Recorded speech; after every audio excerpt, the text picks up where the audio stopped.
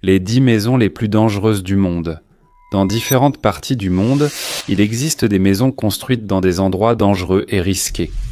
Bien que leur design et leur vue soient impressionnants, y vivre demande beaucoup de courage et de prudence à cause des dangers que la nature peut provoquer. Où peut-on les trouver? Et pourquoi sont-elles considérées comme dangereuses, attention? C'est pourquoi dans cette vidéo, nous allons découvrir les 10 maisons les plus dangereuses. Mais avant de commencer, pourriez-vous liker et vous abonner à cette vidéo? Cela aide beaucoup les créateurs de contenu comme nous. Merci beaucoup. Alors, commençons. Numéro 1, Maison Soutiagine, Russie. La maison Soutiagine est une maison étrange qui se trouvait autrefois à Arkhangelsk, en Russie. Elle a été construite par Nikolai Petrovitch Soutiagine, un homme d'affaires devenu riche dans les années 1990. C'est Sakharai 90. Au départ, il prévoyait simplement de construire une maison de 2 étages pour sa famille. Cependant, durant la construction, il a voulu rehausser la maison, s'inspirant des maisons traditionnelles en bois du Japon et de la Norvège. À cause de cela, petit à petit, des étages ont été ajoutés jusqu'à ce qu'elle atteigne le 13e étage avec une hauteur d'environ 44 mètres. En raison de sa hauteur, elle a été considérée comme la plus haute maison en bois du monde à cette époque. Contrairement aux maisons ordinaires, la maison Soutiagine a été construite sans aucun plan ni blueprint. Il n'y avait ni licence ni autorisation du gouvernement.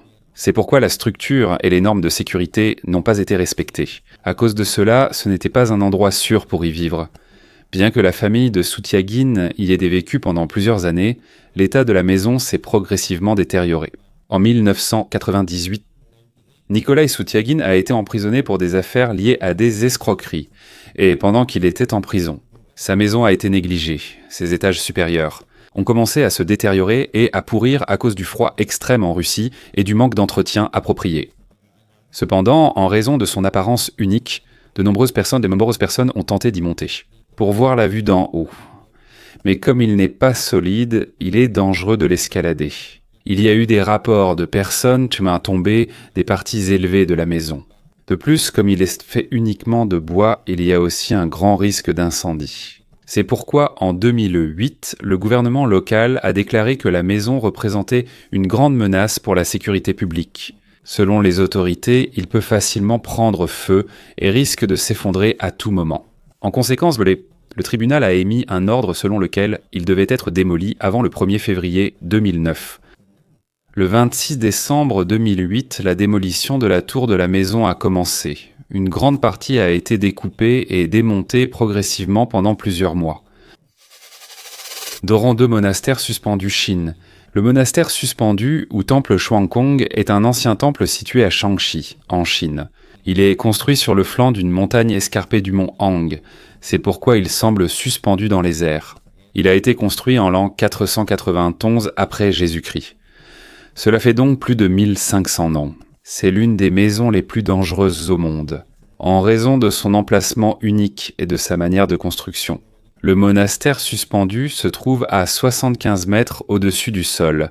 Il a été construit à cette hauteur pour éviter les inondations et pour être protégé du soleil intense et de la pluie. La montagne elle-même sert de bouclier au temple contre les intempéries.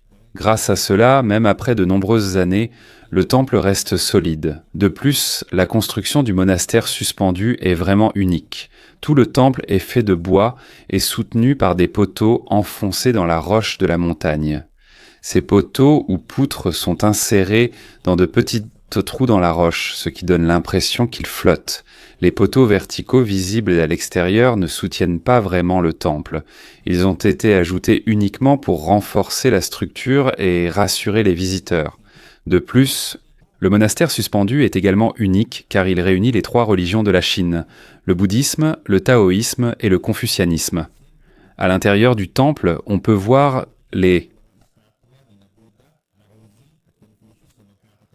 Cela montre que différentes croyances peuvent coexister en un seul lieu. Mais même si le temple est solidement construit, il y a eu des moments où il a rencontré des problèmes. En 2015, il a été temporairement fermé après que des pierres soient tombées de la montagne, à cause de la pluie. Pour cette raison, des experts ont étudié comment le renforcer davantage pour la sécurité des visiteurs. En raison de son emplacement et de son design unique, le monastère suspendu est considéré comme l'une des maisons les plus dangereuses au monde. Ainsi, en 2010, le magazine Time l'a classé parmi les 10 bâtiments les plus précaires au monde. Cela montre à quel point la structure de ce temple est impressionnante. Numéro 3, maison de thé Takasugan, Japon. La maison de thé Takasugan est une maison de thé unique située à Chino, dans la préfecture de Nagano, au Japon. Elle a été conçue par l'architecte Terunobu Fujimori, et son nom signifie « maison de thé construite trop haut ». Cette structure est posée sur 2 châtaigniers, prélevés dans la montagne voisine. Elle a été construite sur un terrain appartenant à la famille de Fujimori. Pour entrer dans le Takasugan, il faut monter sur l'ito, un escalier en bois. L'escalier est simplement appuyé contre l'un des arbres. C'est pourquoi il faut faire attention en montant. Au milieu de l'escalier, il y a une plateforme où il faut enlever ses chaussures avant de monter plus haut pour entrer dans la maison de thé. L'intérieur du Takasugan est également petit. Il fait 2,6 mètres carrés, c'est juste assez pour 4 à 5 personnes. L'intérieur est fait de bambou et de plâtre. C'est donc simple, mais lumineux en apparence. Il y a 3 grandes fenêtres ici, qui offrent une belle vue sur les environs.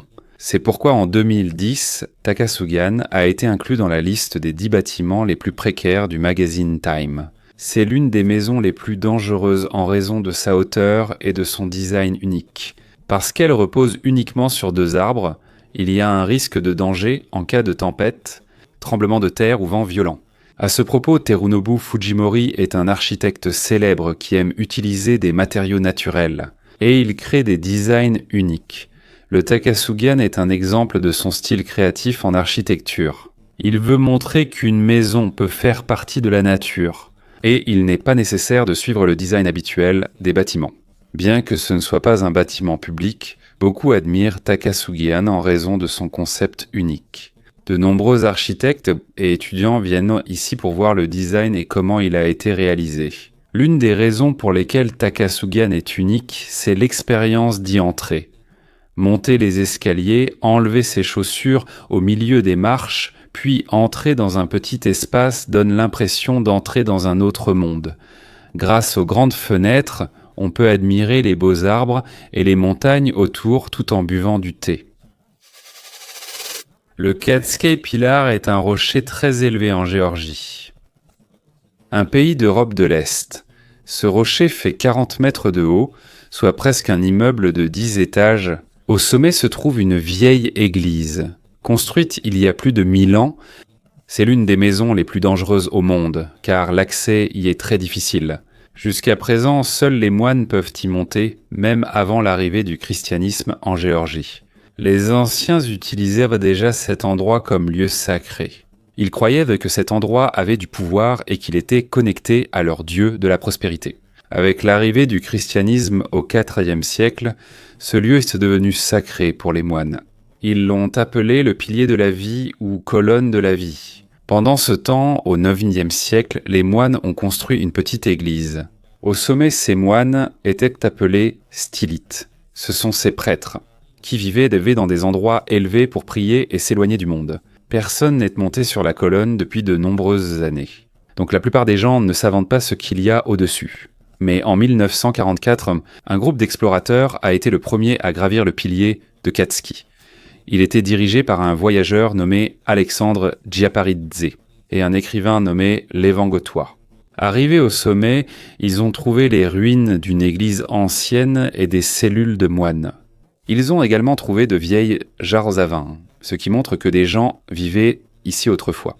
Et pendant de nombreuses années, personne n'a vécu sur la colonne. Mais en 1995, un moine nommé Maxime Kaftaradze a décidé d'y vivre. Grâce au gouvernement et aux habitants, l'église a été restaurée et transformée en sanctuaire spirituel. Depuis lors, il est redevenu la demeure des moines. Il est également très difficile de gravir la colonne, car il n'y a pas d'escalier pour monter. La seule façon de monter est une échelle en fer fixée sur le côté du rocher. Cette échelle est très raide et dangereuse, c'est pourquoi on ne permet pas à n'importe qui de monter. Seuls les moines peuvent monter, et souvent, ils restent longtemps en haut.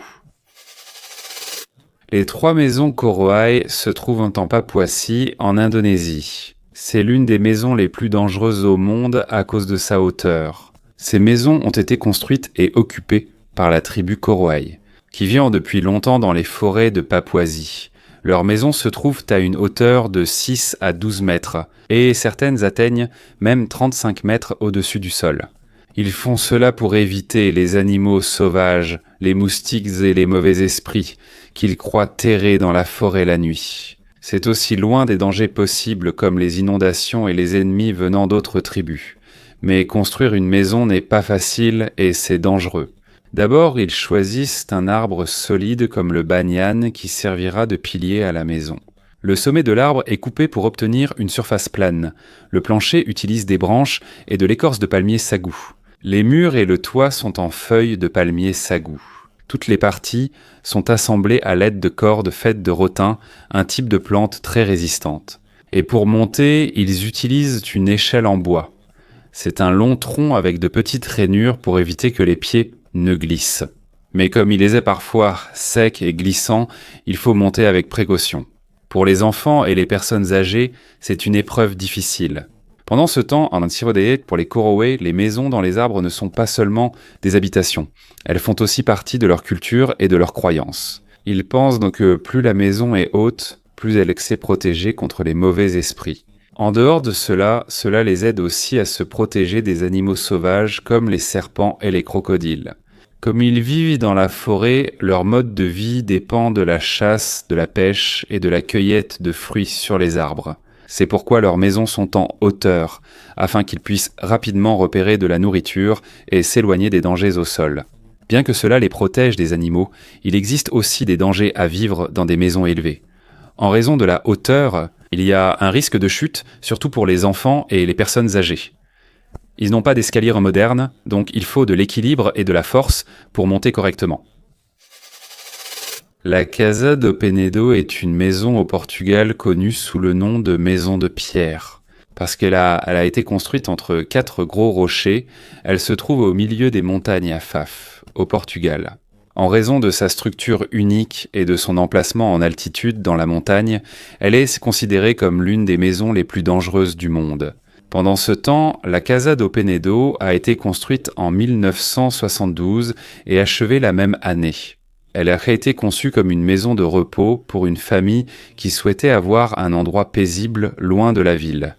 Elle ne possède pas de fondation solide comme les maisons ordinaires. À la place, ce sont les rochers eux-mêmes qui servent de mur et de toit. De ce fait, le design de la maison semble faire partie intégrante de la nature. De même, la maison possède 2 étages. Au premier étage, il y a un petit salon et une cuisine. Il y a aussi un canapé en béton qui est très lourd et pèse presque 300 kg d'or. À l'étage, il y a une chambre à laquelle on accède par un escalier en bois. Les fenêtres et les portes suivent également la forme de la pierre. C'est pourquoi l'intérieur de la maison a un aspect unique. Il y a aussi une piscine qui n'est pas faite de ciment, mais directement sculptée dans un énorme rocher. Cependant, il n'y a pas d'électricité, même si c'est près d'un parc éolien. Il n'y a pas non plus d'internet, ni même de télévision. Ils n'utilisent que des lampes à gaz ou des bougies pour l'éclairage. Et le combustible pour cuisiner, c'est du gaz. En fait, l'une des raisons pour lesquelles la Casa do Penedo est considérée comme dangereuse, c'est son emplacement. Elle est située en hauteur sur la montagne et l'accès y est difficile. Et lorsqu'il y a du vent fort ou une tempête, il est dangereux de s'y rendre à cause des routes escarpées. La maison étant en pierre, il est difficile de sortir vite en cas d'urgence comme un séisme ou un incendie. Il n'y a pas non plus beaucoup de sorties, donc il est semble possible que les gens aient donc des difficultés en cas de danger. De plus, cette maison a déjà été victime de vols et de vandalisme à plusieurs reprises. Les fenêtres de la maison sont souvent brisées. C'est pourquoi les propriétaires ont dû installer des fenêtres pare-balles et des portes en acier pour la sécurité. Il n'y a ni poste de police ni hôpital à proximité, donc en cas de problème, l'aide met longtemps à arriver. Les monastères de météores en Grèce sont l'un des endroits les plus célèbres au monde en raison de leur emplacement unique. Ils sont perchés au sommet de falaises abruptes, semblant suspendus dans les airs. Le mot météore signifie « dans le ciel » ou « la flottant ».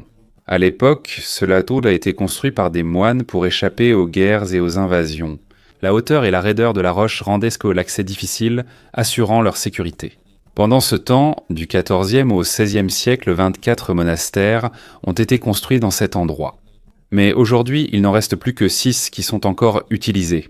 Le Grand Météore, Varlaam, Saint-Nicolas Anapausas, Roussanou, la Sainte Trinité et Saint-Étienne.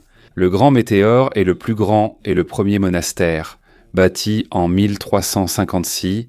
Le monastère de la Sainte Trinité est devenu célèbre après être apparu dans le film de James Bond, Rien que pour vos yeux. On estime que les rochers sur lesquels reposent les monastères ont environ 60 millions d'années. Ils se sont formés à cause des mouvements de la Terre et de longues périodes d'érosion.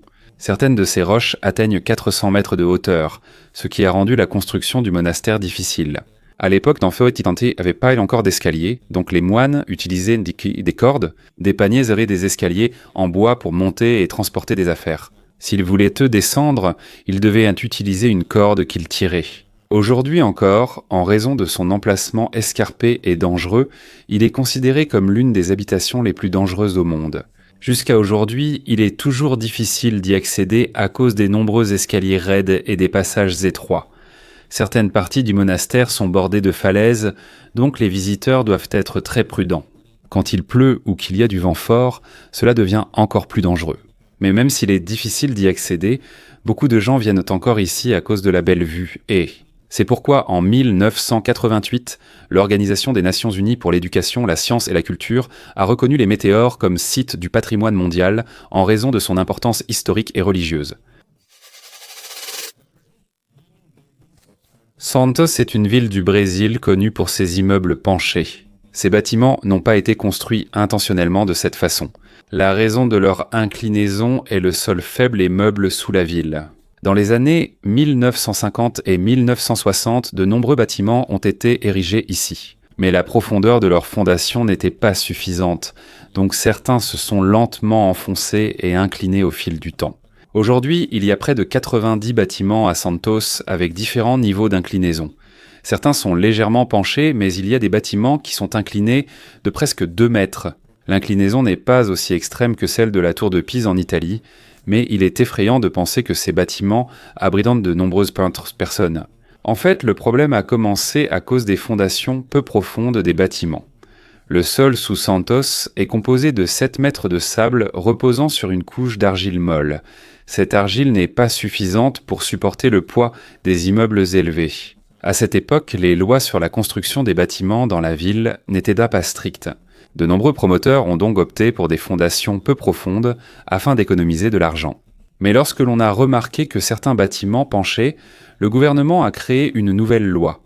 Ils ont ordonné que les fondations des nouveaux bâtiments soient approfondies pour éviter le même problème, mais il était déjà trop tard pour les premiers bâtiments.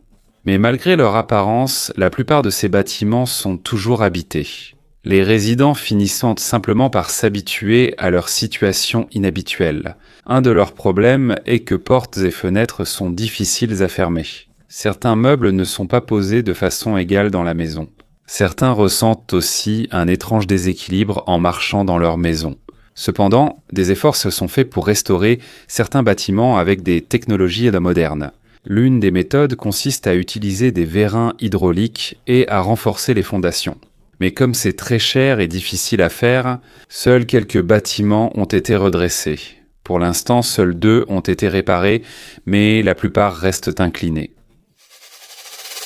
El Peñón de Guatapé, également appelé la Piedra ou El Peñol, est un énorme rocher situé à Guatapé, en Colombie.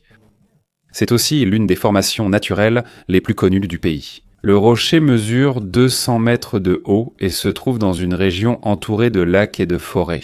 En raison de sa hauteur et de son emplacement, il est considéré comme l'un des endroits les plus dangereux. À cet égard, il n'y a pas de maison officielle au sommet de El Peñón de Guatapé. Mais l'idée de construire une maison ici semble dangereuse. La roche a une surface raide et dure, donc il serait difficile de construire n'importe quelle structure. Un autre danger est la force des vents en hauteur qui pourrait représenter un risque pour quiconque tenterait d'y vivre. Et pour atteindre le sommet de la roche, il faut monter 659 marches installées sur son flanc. L'escalier coincé dans une fissure de la roche lui donne un aspect solide. Et une fois arrivé au sommet, on peut admirer la magnifique vue sur les lacs, les forêts et les montagnes environnantes. Bien que ce soit une destination touristique populaire, l'ascension de la roche comporte certains dangers. En raison de sa hauteur, cela peut devenir risqué en cas de vent fort ou de pluie. Ceux qui ne sont pas habitués aux pentes raides peuvent également avoir des difficultés. Certains visiteurs ressentent des vertiges ou s'essoufflent à cause du grand nombre de marches à gravir. Numéro 10, Maison sur la Falaise, Espagne. La Maison sur la Falaise, ou Casa Acantilado, est une maison unique à Salobreña, en Espagne. Elle a été construite sur le flanc d'une falaise abrupte avec un angle de 42 degrés, c'est pourquoi elle est reconnue comme l'une des maisons les plus dangereuses au monde. La maison a été conçue par Gilles Bartholomé, architecte, et possède une apparence unique qui semble faire partie de la nature. Pendant ce temps, la maison sur la falaise a 2 étages et semble être encastrée dans la falaise. Ici, la forme du toit, évoquant une peau de poisson ou une vague, attire surtout l'attention. En plus de son bel aspect, la conception du toit aide aussi à garder l'intérieur de la maison frais. De même, la façade de la maison est faite de grandes vitres. Ainsi, on peut voir la mer Méditerranée d'ici. La lumière du soleil empêche l'intérieur d'être sombre. Les murs et les meubles sont simples et blancs. Ainsi, l'intérieur paraît propre et spacieux. Cependant, en raison de l'emplacement dangereux, il a fallu utiliser des matériaux très résistants. La maison a été construite avec du béton et de l'acier pour s'assurer qu'elle ne s'effondre pas facilement. Le toit est fait de petites pièces de zinc soigneusement arrangées pour former une forme naturelle. Comme la maison se trouve au bord d'une falaise, la construction a été difficile. Les ingénieurs ont dû s'assurer que la maison ne glisse pas ou ne tombe pas. Il était également difficile d'apporter les matériaux car l'endroit est escarpé et difficile d'accès. De plus, en raison de l'emplacement de la maison, il y a un risque qu'elle s'effondre, surtout en cas de forte pluie ou de tremblement de terre. Mais les architectes ont veillé à ce que ces fondations soient solides. Grâce à son apparence et à son design unique, la maison sur la falaise a été reconnue lors de concours d'architecture. De nombreux experts ont été impressionnés par le design moderne allié au paysage naturel. Elle a aussi été présentée dans des émissions, articles et en ligne.